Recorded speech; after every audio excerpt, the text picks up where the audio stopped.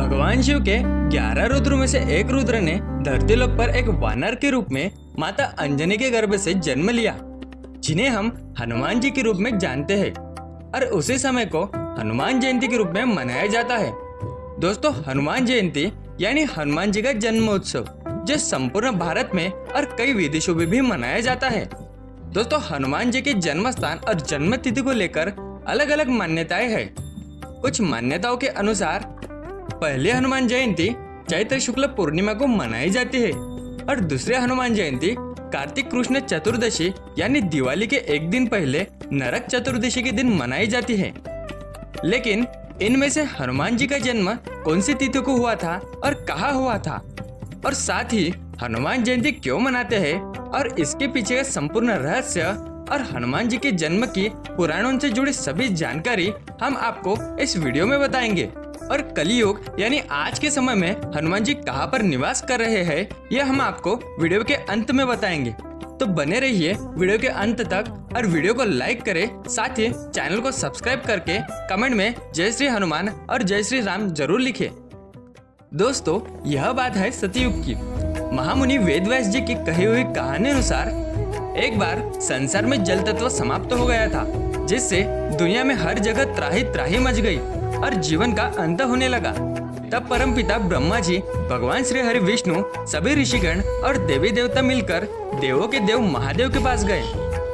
भगवान शिव के पास पहुंचकर सभी ने उनसे प्रार्थना की कि हे नाथों के नाथ भगवान शिव, इस समस्या का आप ही निवारण कर सकते हैं। इस संसार को पुनः जल तत्व आप ही प्रदान कीजिए।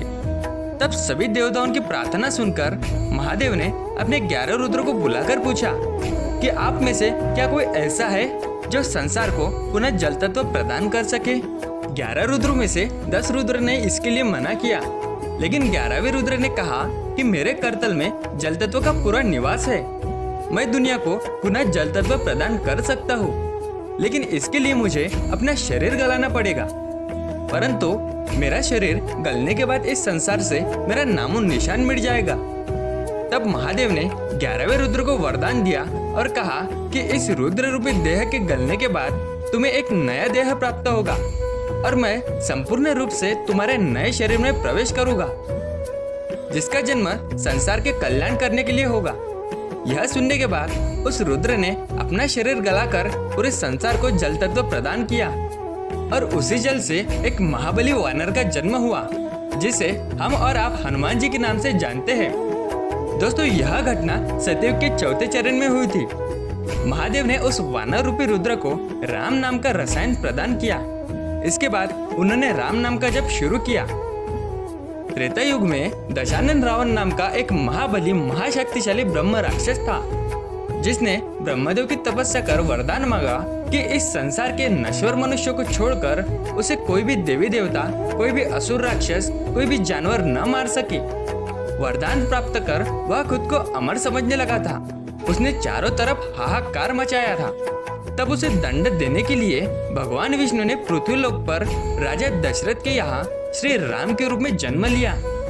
वहीं से कुछ मील दूरी पर महर्षि गौतम और माता अहिल्या की पुत्री, जो बृहस्पति के पुत्र वानरराज केशर की पत्नी माता अंजना, एक गुफा में पुत्र प्राप्ति के लिए भगवान शिव की आराधना कर रही थी। तब भगवान शिव ने प्रसन्न होकर उसे वरदान दिया कि तुम्हारे गर्भ से मेरा ही अंश पुत्र के रूप में जन्म लेगा, जो आगे जाकर जन कल्याण के कार्य करेगा। कुछ समय बाद त्रेता युग के अंतिम चरण में भगवान शिव ने भगवान राम की सहायता के लिए उस वानर रूपी रुद्र को अपने तेज में परिवर्तित कर पवन देव की सहायता से माता अंजनी के गर्भ में समाहित किया, जिससे चैत्र शुक्ल पूर्णिमा को मंगलवार के दिन चित्रा नक्षत्र व मेष लग्न के पावन योग में सुबह 6:03 पर माता अंजना के गर्भ से एक वानर रूपी पुत्र हुआ, जो देखने में अत्यंत तेजवान और बलशाली था, जिसका नामकरण मारुति नाम से हुआ। वाल्मीकि रामायण में किष्किंधा कांड के सर्ग 66 में इसका संपूर्ण उल्लेख है। एक बार जब मारुति को भूख लगी तो उन्होंने सूर्य नारायण को फल समझकर खाने के लिए वे आकाश में उड़े।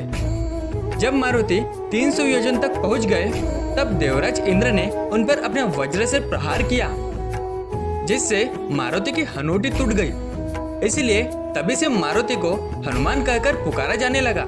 और तभी से हनुमान जयंती मनाई जाती है। दोस्तों यह थी हनुमान जी की जन्मतिथि। और दूसरी हनुमान जयंती कार्तिक कृष्ण चतुर्दशी यानी दिवाली के एक दिन पहले नरक चतुर्दशी को माता सीता ने हनुमान जी की भक्ति देखकर उन्हें अमर रहने का वरदान दिया था। तभी से कुछ लोग दूसरे हनुमान जयंती उनके अमर होने पर मनाते हैं। तो दोस्तों यह था हनुमान जयंती मनाने का रहस्य और साल में 2 बार हनुमान जयंती मनाने का कारण। तो दोस्तों अब हम बात करते हैं कि क्या हनुमान जी आज भी धरती लोक पर जीवित है। अगर वह जीवित है तो वह कहाँ पर निवास कर रहे हैं। तो दोस्तों हनुमान जी को माता सीता ने अमरत्व का वरदान दिया था, इसलिए वह आज भी धरती लोक पर है। पुराणों के अनुसार ऐसा माना जाता है कि भारत देश के पवित्र गंधमादन पर्वत पर आज भी हनुमान जी निवास कर रहे हैं, जो कैलाश पर्वत के उत्तर में स्थित है। तो दोस्तों यह थी पवन पुत्र महाबली हनुमान जी के जन्म से जुड़ी संपूर्ण कहानी। और अगर आपको वीडियो पसंद आया हो तो वीडियो को लाइक और चैनल को सब्सक्राइब करके कमेंट में जय श्री राम जरूर लिखना। मिलते हैं अगले वीडियो में।